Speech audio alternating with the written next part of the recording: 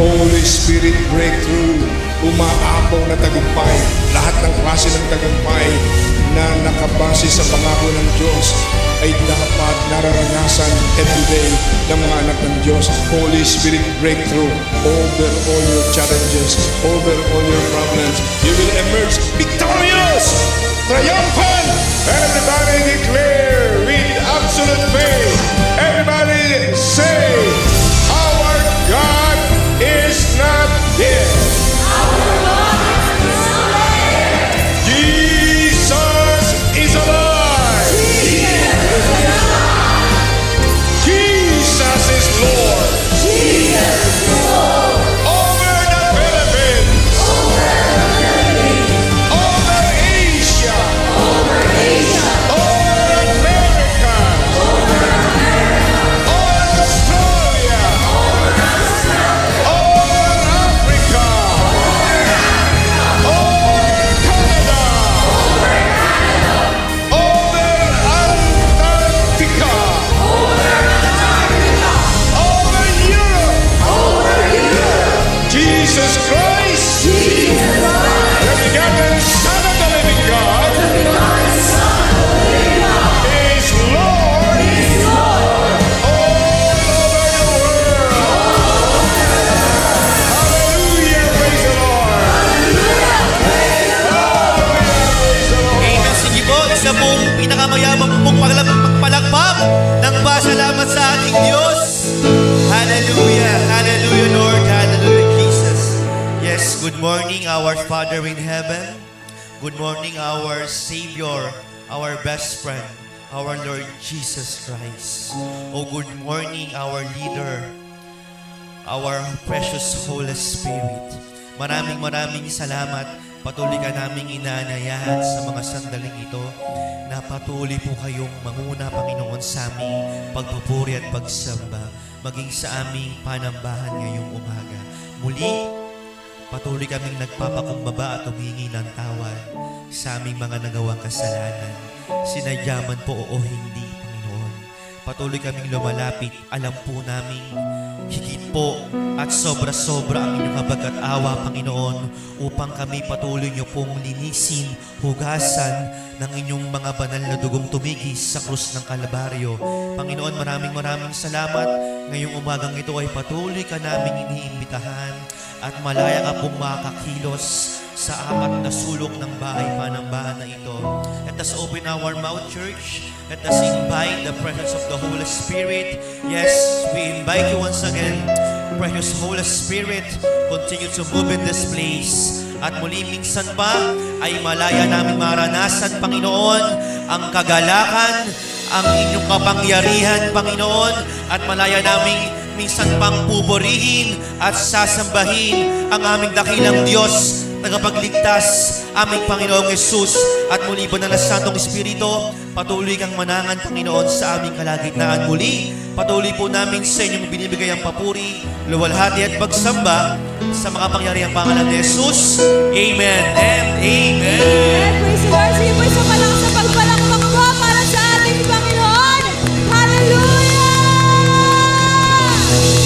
Hallelujah! Sabi po sa salita ng Panginoon na lahat po na napapagod, napupuspos, God will renew the strength just like an eagle. At ngayon po, aawit po tayo sa Panginoon ng buong lakas at buong sigla. Amen po! Hallelujah! Palakpak po natin ang mga Panginoon. Woo!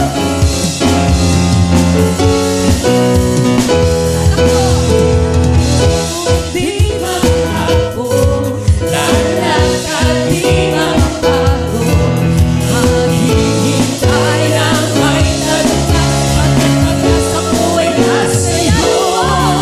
Anak ko,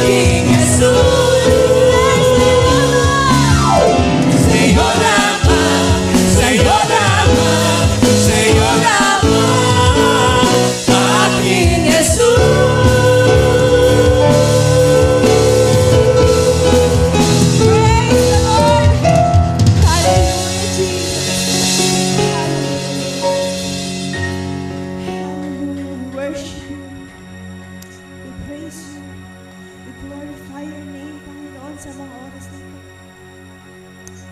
Hallelujah. Sabi po sa Ecclesiastes 3 verse 1 to 8. Pwede po bang pakipost po natin? Ecclesiastes 3 verse 1 to 8. Basahin po natin para ramdam po natin ang ating pagsama po ng Panginoon. There is a time for everything and a season for every activity under the heavens. A time to be born and a time to die. A time to plant and a time to uproot. A time to kill and a time to heal. A time to tear down and time to build. A time to weep and a time to laugh. A time to mourn and a time to dance. A time to scatter stones and a time to gather them. A time to embrace and a time to refrain from embracing. A time to search and a time to give up. A time to keep and a time to throw away. A time to tear and time to mend. And a time to silence and verse 8 po. A time to love and a time to hate. A time for war and a time for peace. Hallelujah. Sa every season po ng ating buhay, may mga times po na gusto na natin sumuko. May mga times po na napapagod tayo. Especially po, when we are serving the Lord. Sa paglingkod po sa Panginoon, hindi po madali. Amen po. Lalo po tayo nadadapa, nahihirapan. And habang binabasa ko po yung verse na yan na minameditate ko po kagabi, ang kailangan lang po natin is mag-depend po kay Lord. Kasi in every season po, hawak-hawak niya po tayo sa mga kamay niya. Hindi niya po tayo iniiwan, hindi niya po tayo pababayaan. Promise po ng Lord din sa atin He will never leave us nor forsake us. At sa mga oras po na to, let's declare our faith to the Lord. Kahit hindi tayo karapat-dapat, we fall short on our faith to Him. He remains faithful. In every season, Lord, You are forever in our lives. Kaya Panginoon, hayaan mo sa mga oras na ito, we praise You. We exalt Your name. Hallelujah, Jesus. Hallelujah. Sing hallelujah to the Lord. Invite the presence.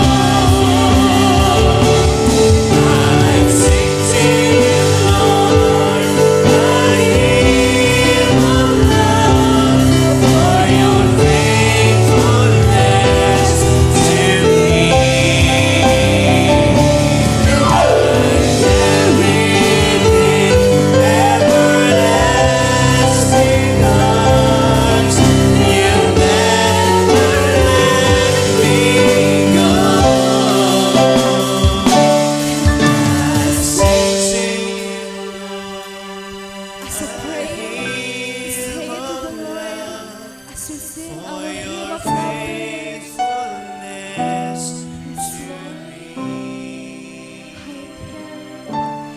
I carry in everlasting arms. You'll never let me go. I sing to you, Lord, a hymn of love for your faithfulness to me. I'm carried in everlasting arms. You'll never let me go.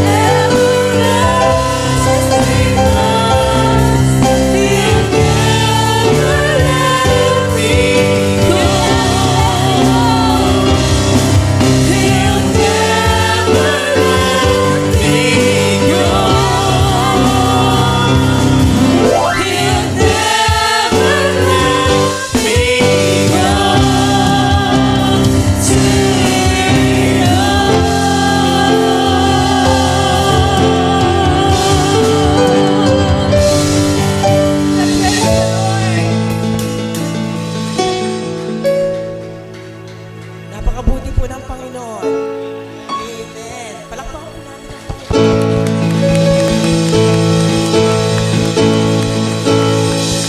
Panibagong araw, panibagong karanasan. Amen po ba? At panibagong pagdama ng pag-ibig ng Diyos sa atin. Amen? Awitin po natin yung goodness of God.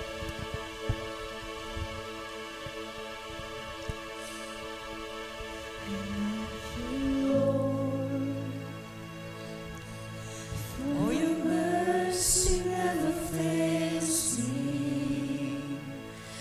All my days I've been held in your hands.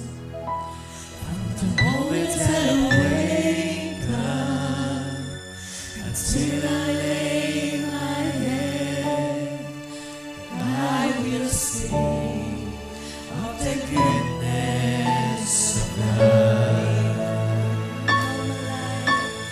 And all my life you have been faithful. And all my life you have been so, so good.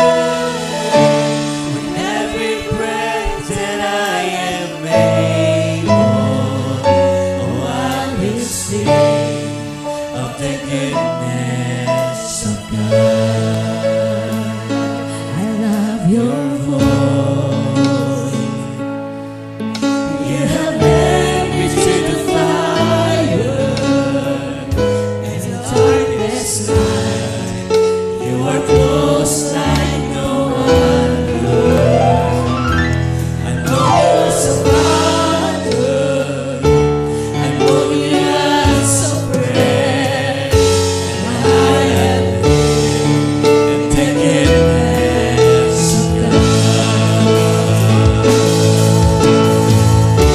And all my life you have been faithful.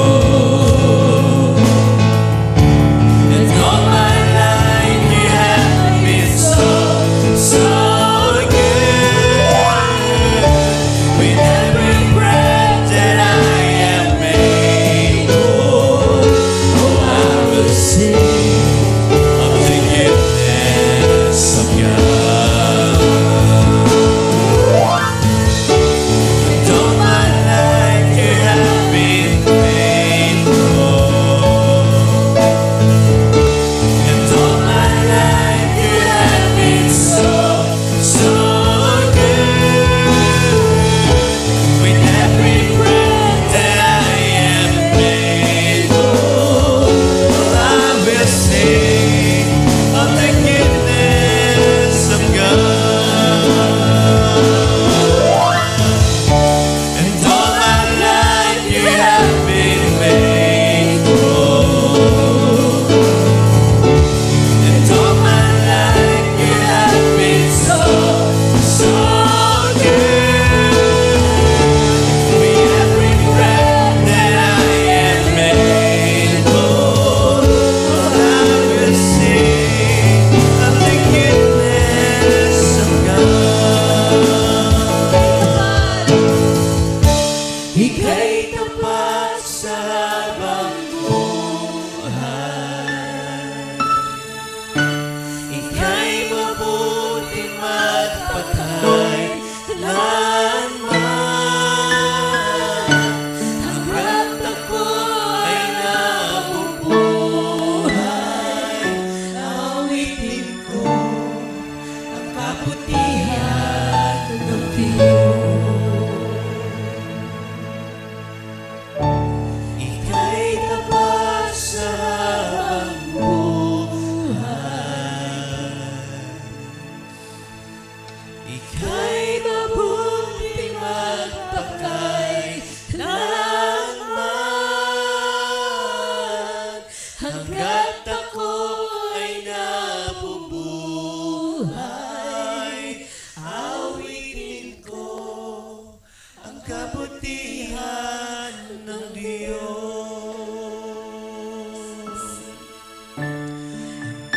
Tapat sa habang buhay.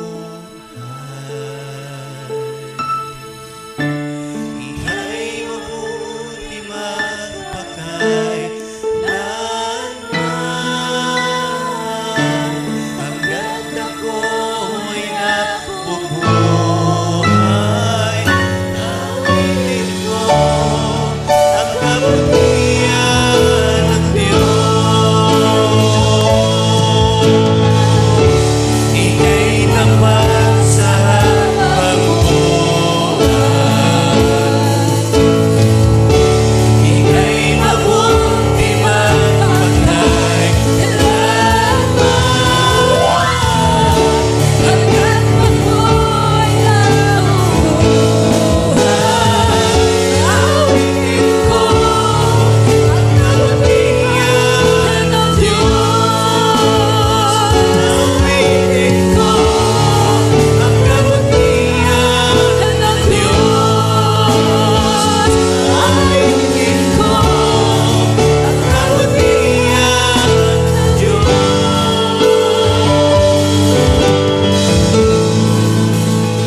Palakpakan po natin ang Panginoon.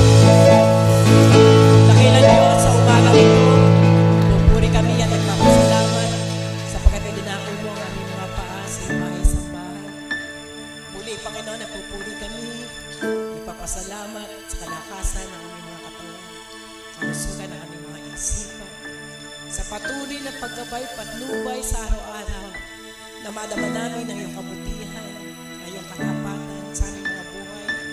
Hindi matatawaran, Panginoon, kung paano kami tinawag, kung paano mo kami pinagpapala, kung paano mo kami nililigtas, Panginoon, sa araw-araw, Panginoon. Salamat sa lahat na Diyos. Ang hiling namin, Panginoon, ay ang paghuhugas na banal ng dugo ng aming Panginoon Jesus. Sa lahat ng aming mga kasalanan sa salita, sa isip at sa gawa. Atin mo ang mga paglilingkod sa araw na ito, Panginoon. May balik sa iyo ang lahat ng kapurihan at karangalan. Ang iyong lingkod, Panginoon, na gagamitin mo ang gabi mong malinis na daluyan ng pagpapala na iyong makapangyarihang salita. Hindi, Panginoon, sa mga magbulaklak na pananalita, kundi, Panginoon, sa turo at tulong ng banal na Espiritu. Dumaloy kang malaya, bilis kang malaya. Magbigay ka ng iwan sa umagang ito, Panginoon. Imakap ka ng mga pusong nalulungkot, may pagabag, Panginoon, hindi sila uuwi na hindi dala-dala ang ipagpapala. Sa iyo ang lahat ng kapurihan at kalulatian sa tayong pangalan ng Panginoon Jesus. Amen at amen. Pwede na po tayo makaupo. Tayo po ay magsitayo at tayo po ay manalangin. Nawa po ay umuwi tayo may pagpapala ng salita ng Diyos. Amen? Maging tapat tayo hanggang wakas. Wala po susuko. Tingnan niyo katabi niyo. Tabi niyo. Walang susuko. Tuloy-tuloy lang. Walang susuko. Tuloy-tuloy lang. Awitin po natin yung handog. Bigay po natin sa Diyos ang lahat. Pinakamahusay, pinakadalisay, pinakamaina, pinakamahal na pagpapalagay sa atin sa Diyos.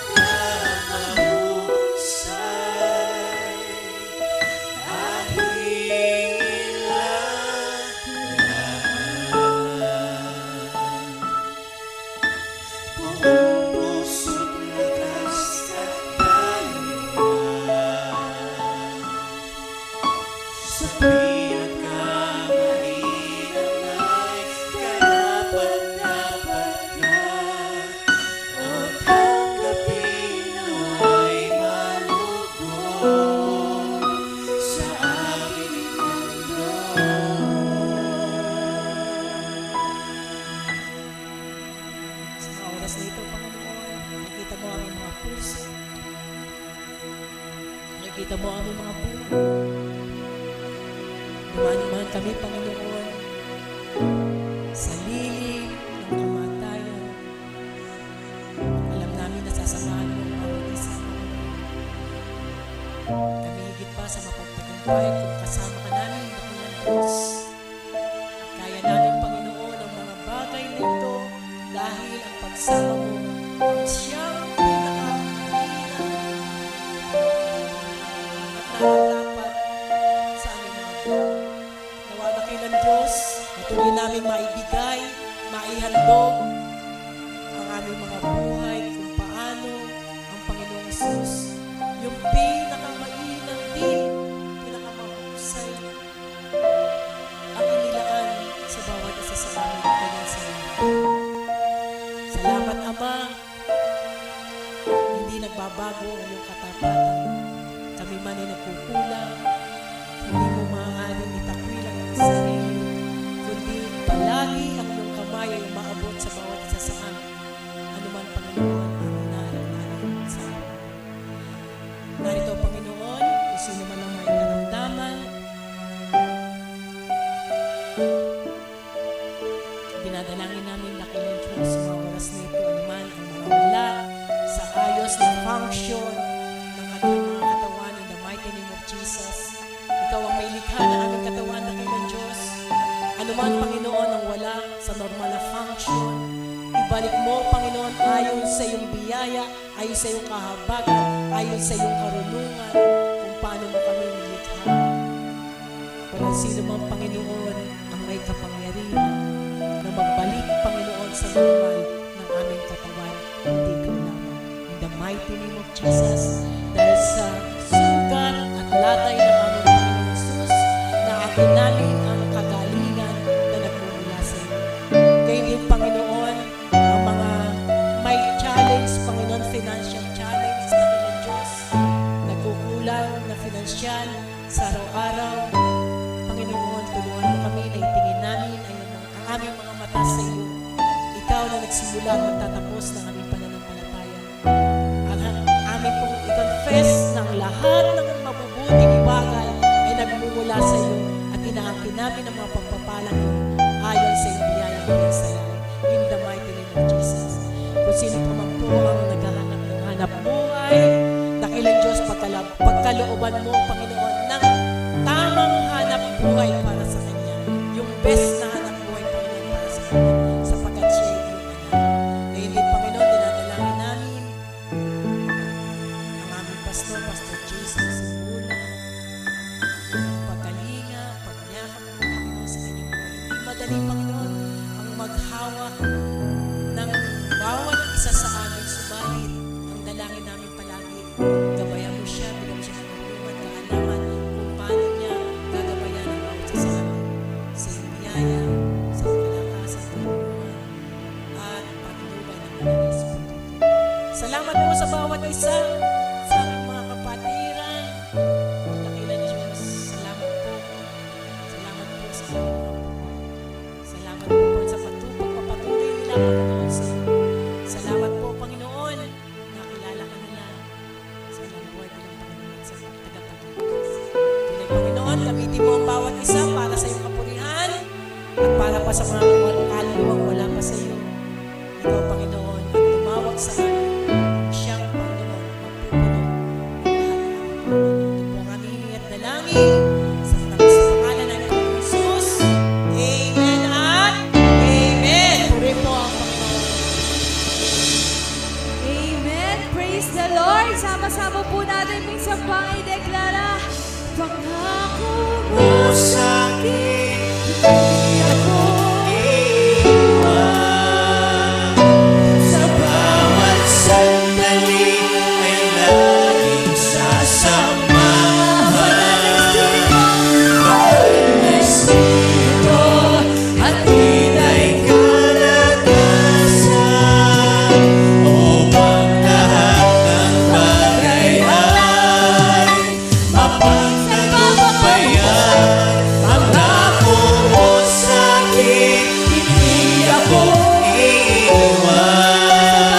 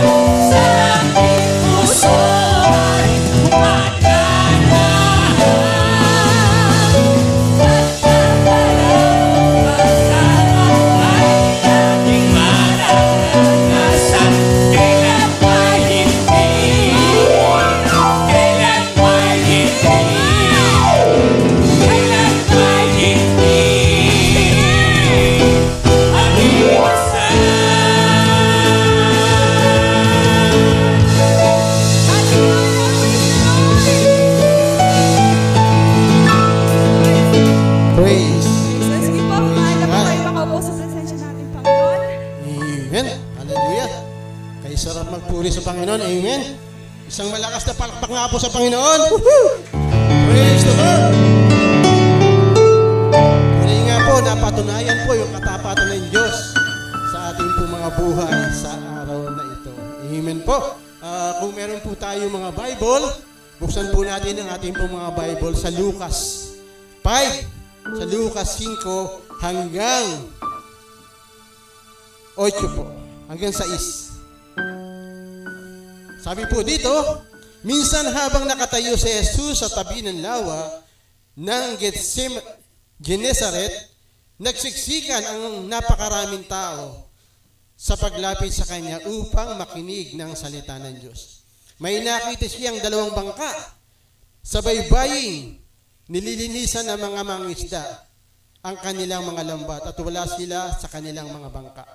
Sumakay siya sa isa sa mga ito na pag-aari ni Simon.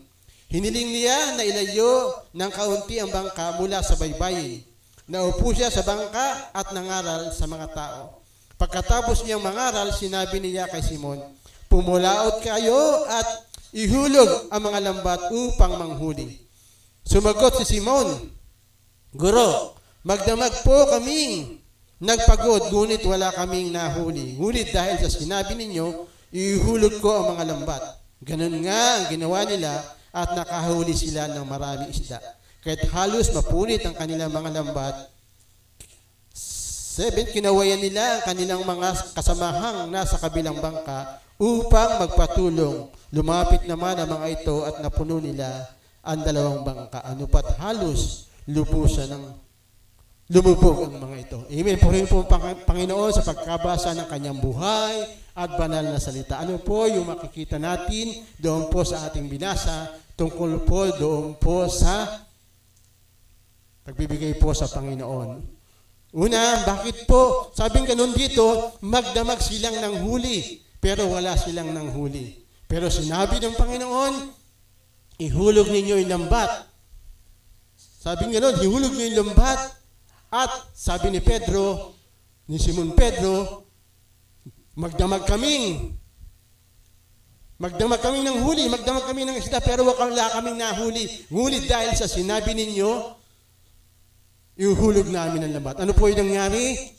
Ang dami po nilang nahuli. So nakita po natin dito yung pagsunod po. Dahil sa kanilang pagsunod, pinagpala po sila ng Panginoon. Amen po. Ano po yung pangalawang makikita natin? Yung bangka po na ginamit po ng ating Panginoon Jesucristo sa kanyang pangangaral. Kanino po bangka yung kanyang ginamit? Kanino po? Kay Simon Pedro. Sabi dalawang bangka, isang bangka kanyang sinakyan.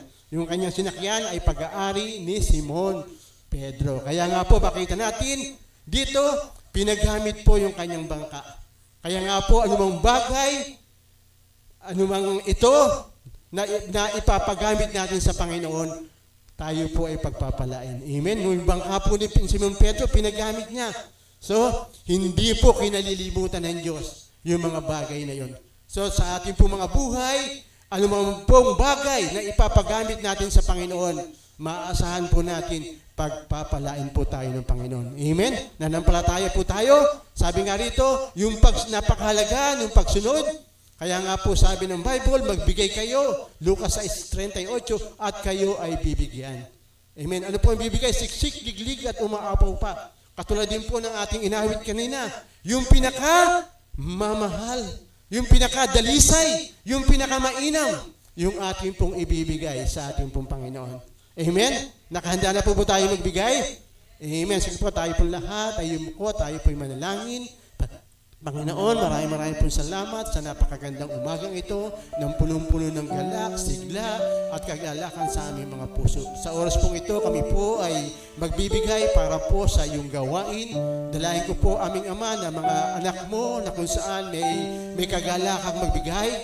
Lord, i-bless mo po ang kanilang mga buhay. Ano man yung kanilang pinagkukunan, Lord, hayaan mo, pagpalain mo ito aming Ama sa pangalan ni Jesus. Dalayan ko rin po, bigyan mo po sila ng magandang kalusugan, mahabang buhay, Lord God, sa pangalan ni Jesus. Hayaan mo rin po aming Ama, yung mga kaloob na ito na malilikom, nawa po Panginoon ay magamit para po sa iyong kaluwalhatian, para po sa pagpalaganap na iyong salita dito sa lupa. Maraming po salamat at hayaan mo, ingatan mo po yung mga kaloob na ito, O God, maging yung mga taong maghahawak na ito sa pangalan ni Jesus. Hindi po yung mga anak mo na maglilikom ng mga kaloob na ito, pagpalain po sila aming Ama sa pangalan ni Jesus. Maraming po salamat sa iyo po pinakamataas na papuri, pasasalamat sa pangalan ni Jesus na po aming dalangin. Amen. Amen. Praise the Lord. Habang masaya po tayong nagbibigay sa Panginoon, pakideklara nga po, the steadfast love of the Lord never ceases. Oh, ang sarap pong banggitin, ano po. Minsan pa po, the steadfast love of the Lord never ceases. Oh, makikita po natin yung sa Lamentations chapter 3, verse 22. Purihin po natin ang Panginoon, palakpakan po natin ang Panginoon. Ngayon pong yan po ba yung palakpak ng mga nakaranas ng steadfast love of the Lord? Praise the Lord. I believe po, naranasan po ng bawat isa ang steadfast love of the Lord. Amen. Amen po. Naku, parang matamlay, parang hindi naranasan. Dapat po, mahayagan po natin sinasabi ang ating pong pananampalataya. Pakisabi po uli, God is good! And all the time! Praise the Lord! Praise the Lord. Minsan pa nga po, palakpakan po natin ang Panginoon. Ngayon po, nabanggit po ni Sister Baby na, ayun po, sa bawat umaga po, laging bago, laging sariwa ang pag-ibig ng Diyos. Kaya gumising ng maaga. Ano po, hiniimbitahan po ang bawat isa na gumising po ng umaga at maki-join sa umagang pananalangin. Ano po, umaga pa lamang po ay mananalangin na po tayo. Idideklara ang kabutihan, katapatan at mga pangako ng Panginoon. Ito po, tinatawag po natin siyang prayer watch. Ano po, morning prayer kung babanggitin po ng ilan. Sa Tagalog po, umagang pananalangin. Nagaganap po siya saan po? Sa Zoom. Call lang po siya sa Zoom meeting tuwing 5:30 po ng umaga. Ayun, siguro po pinauna lang para hindi po malate. Pero 5:30 po ng umaga siya nagsisimula. Every day, araw-araw po siya. So kaninang umaga meron pong morning prayer. May prayer watch po tayo. And kung gusto niyo po talagang mag-join, pakitanong nga po yung katabi, mag-join ka? O pakisagot po yung nagtanong, gumising ka ng maaga. Ano po, hindi po tayo aalis, nasa bahay lamang po tayo, mag-join lamang po tayo. Amen. Palakpakan po natin ang Panginoon. Parang mahina yung palakpak, ayaw gumising ng maaga, Sister Princess, ano? Ayaw gumising ng maaga. Pero ayun po, ang tapat po ang Panginoon. Kapag po talagang inuna natin siya, Sister Baby, ano po, inuna natin siya sa umaga, mararanasan niyo po yung steadfast love of the Lord. Amen. Praise the Lord. And ngayon po, iniimbitahan din po ang bawat isa sa every Tuesday sa atin pong Evangelism 101 with Pastor Donato Santiago. Lahat po tayo ay iniimbita dahil dito po tayo na-equip kung paano po i-share si Jesus sa mga practical po nating pamumuhay. Ano po, pakitanong nga po yung katabi, alam mo na ba kung paano i-share si Jesus?